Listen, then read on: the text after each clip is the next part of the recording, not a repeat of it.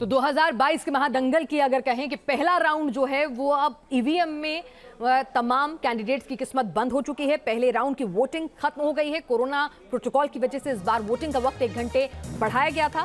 और आपको बता दें, जो आंकड़े आ रहे हैं, शाम 5 बजे तक 58% वोटिंग हुई है। मुजफ्फरनगर में शाम 5 बजे तक 62% मतदान हुआ है। शामली में 62% मतदान हुआ है। बागपत में 61%, हापुड़ में 61% वोटिंग हुई है। अलीगढ़ में 57% वोट पड़े हैं। गौतम बुद्ध नगर में सिर्फ 54% वोट पड़े हैं।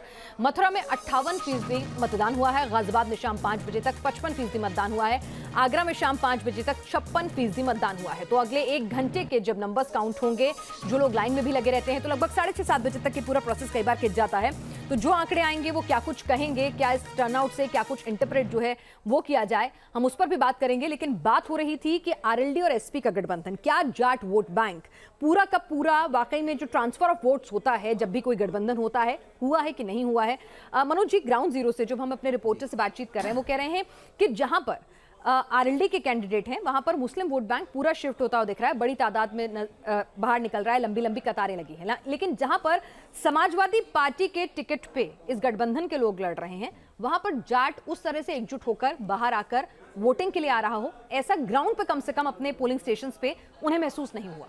हाँ जी पिनाज, ये आपका कहना बिल्कुल ठीक है, क्योंकि ये जो झगड़ा था इस बार, जो जाटों में जो सबसे बड़ा इशू है वो एक जाट की जो आइडेंटिटी है उसको लेकर है। क्योंकि बड़े लंबे टाइम से ये एक वॉइड था कि वेस्टर्न यूपी में, या फॉर दैट मैटर पूरे यूपी में, जाटों का कोई बड़ा नेता नहीं है। अच्छा, दूसरी चीज़ एक और हम देखें कि आरएलडी, चलिए ठीक है, एक बहुत बड़ी पार्टी है, जाटों की पार्टी है, अजीत सिंह जी ने ये पार्टी बनाई थी। लेकिन तो भी अजीत सिंह के टाइम में भी इसको जो हाईएस्ट नंबर ऑफ सीट्स मिली थी वो सिर्फ 14 मिली थी, और वो भी तब था जबकि ये एनडीए का पार्ट थी। उसके बाद जब इसने अकेले दम पे इलेक्शन कॉन्टेस्ट किया है, इसको 9 से ज़्यादा सीटें कभी नहीं मिली। तो इस इलेक्शन में एक और बड़ी इंटरेस्टिंग चीज़ जो होगी देखने वाली, कि जाट किस लेवल पे आरएलडी को भी वोट करता है। चलिए मान लिया कि इस बार एक आइडेंटिटी वाला एक झगड़ा है, तो 9 सीट 10 सीट हो जाएगी। लेकिन यह हो सकता है कि मतलब कि आरएलडी की परफॉर्मेंस अच्छी हो।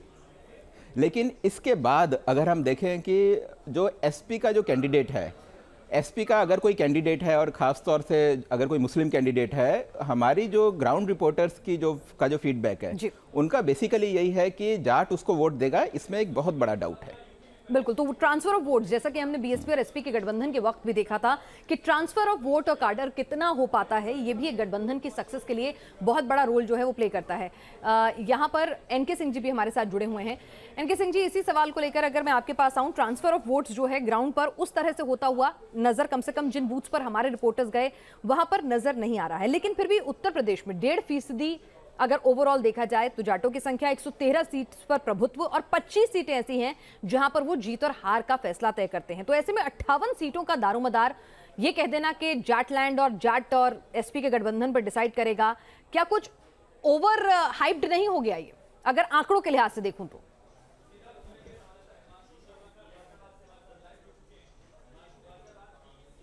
नहीं, देखिए पिनाज, थोड़ा सा हम मनोज जी से डिफर करेंगे, क्योंकि ये जो एफपीटीपी सिस्टम है ना, इसमें 2% अगर स्विंग वोट का हो जाता है एक तरफ, तो 8 सीटों का अंतर पड़ता है। 2n² के फार्मूले से ये चलता है।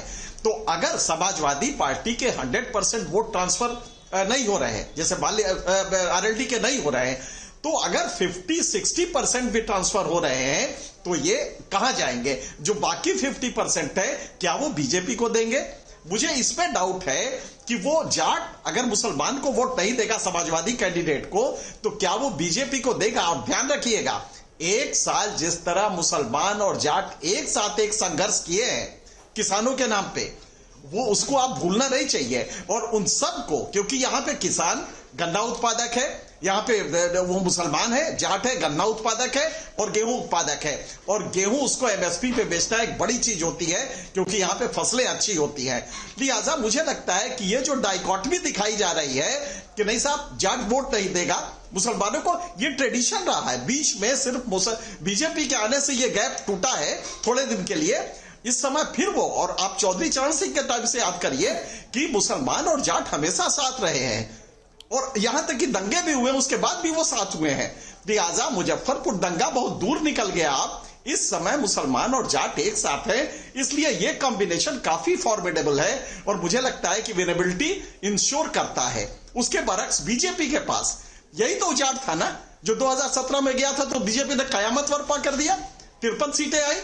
तो अगर वो जाट शिफ्ट हो जाता है तो बीजेपी को और सपोर्ट बेस कहां से मिलेगा? इसलिए मुझे लगता है कि बीजेपी यहां पे कमजोर है वेस्टर्न यूपी में। हाँ, मेकअप कितना कर लेती है बुंदेलखंड में, ईस्टर्न यूपी में, सेंट्रल यूपी में, ये आगे देखा जाएगा।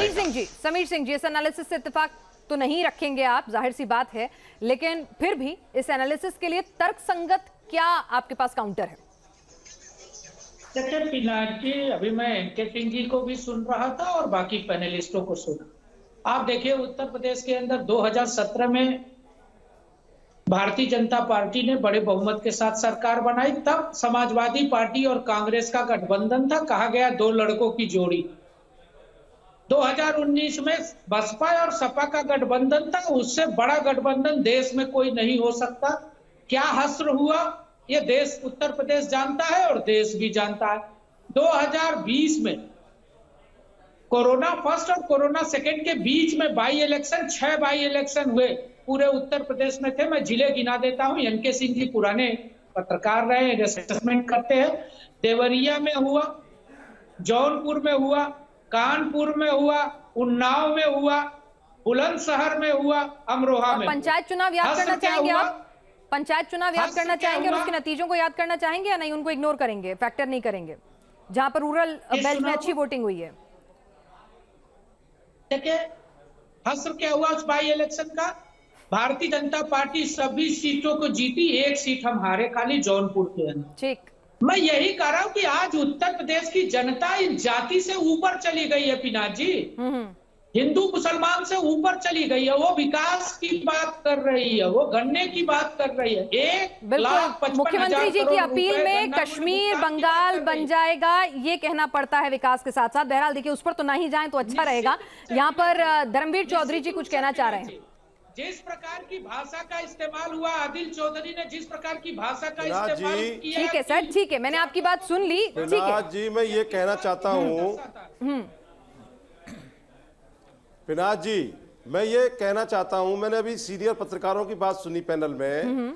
देखिए, ये जो जाट समाज के लोग हैं, ये अपनी अस्मिता की लड़ाई लड़ रहे हैं और पिछली बार इन्होंने बीजेपी को बहुतायत में वोट दिया था, लेकिन बीजेपी ने इनके साथ बहुत ठगाई की। जो ये किसान के रूप में बैठे थे बॉर्डर पे, ये सारे जाट बैठे थे, लगभग 90-99% जाट थे।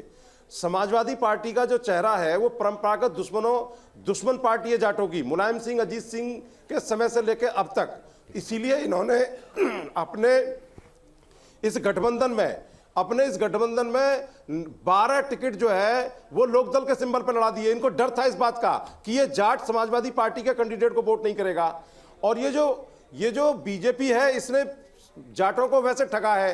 जाट, मुस्लिम और दलित, ये तीनों बिरादरी पश्चिमी उत्तर प्रदेश की रीढ़ की हड्डी है। ये तीनों प्रताड़ित है, ये तीनों प्रताड़ित है।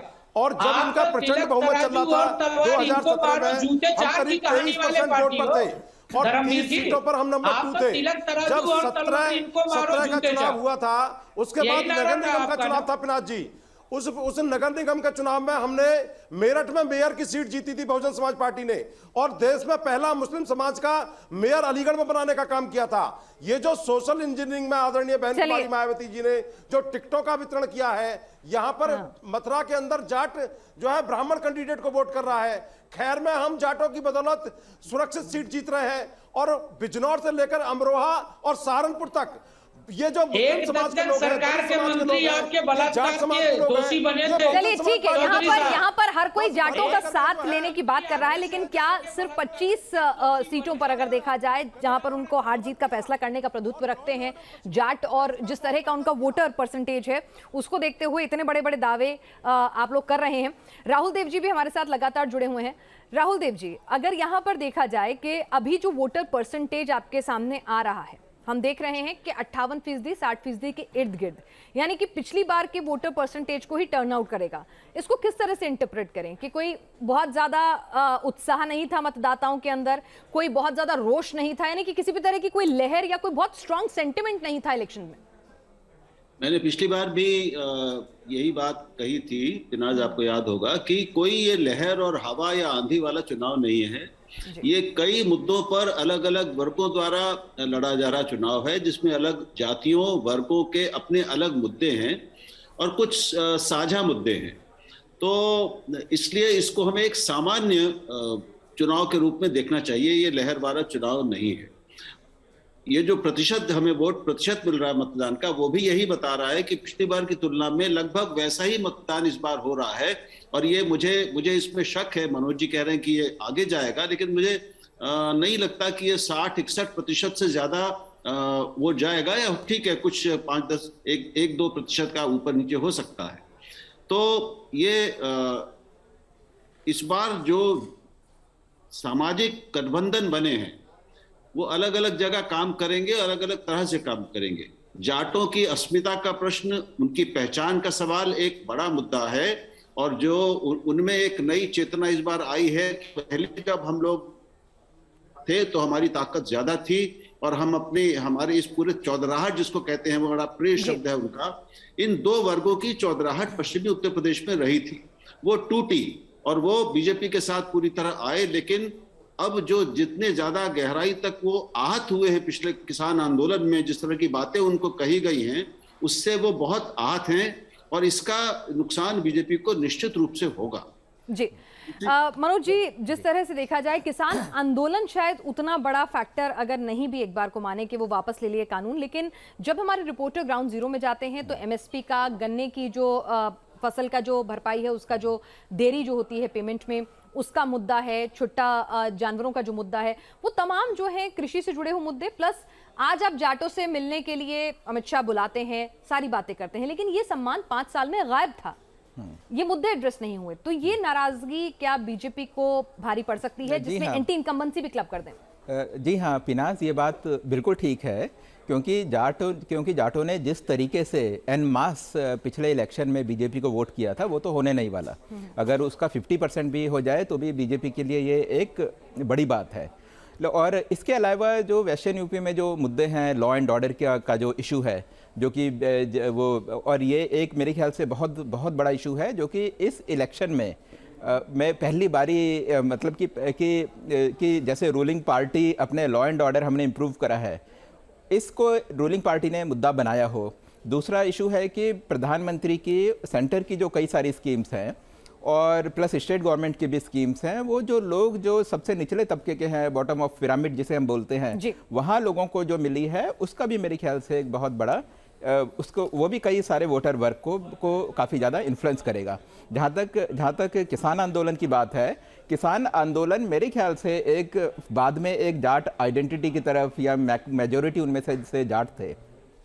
किसानों के जो बाकी इश्यूज़ हैं, जैसे अगर हम त्यागी जो किसान हैं, ब्राह्मण किसान हैं, वहाँ जो राजपूत हैं, उनका एक बहुत बड़ा नंबर है, वो सारे के सारे किसान के इशू पे एंटी बीजेपी वोट करेगा। मेरे को लगता नहीं कि ऐसा कुछ होने वाला है। चलिए, तो क्या इस बार का चुनाव जो है वो काफी पेचीदा है, सब अलग अलग सीट पर अलग अलग समीकरण बनते जा रहे हैं, क्योंकि वहां पर कैंडिडेट कौन है, क्या मुद्दे हैं, कितनी एंटी इनकम्बेंसी है और गठबंधन में कितने वोट ट्रांसफर हो रहे हैं, तो बहुत ही दिलचस्प लड़ाई ये होने जा रही है। जैसे ही और ज्यादा आंकड़े हमारे पास निकल कर आते हैं, सीटों के लिहाज से पैटर्न पता चलता है, हम आगे चर्चा के साथ आपके पास फिर हाजिर होंगे पहले चरण के मतदान के पैटर्न को समझते हुए। हालांकि जनता जनार्दन आखिरी फैसला तो 10 मार्च को ही आएगा, लेकिन एनालिसिस हम अपना करेंगे। फिलहाल आप सभी लोग इस चर्चा में शामिल हुए, आपका बहुत बहुत शुक्रिया।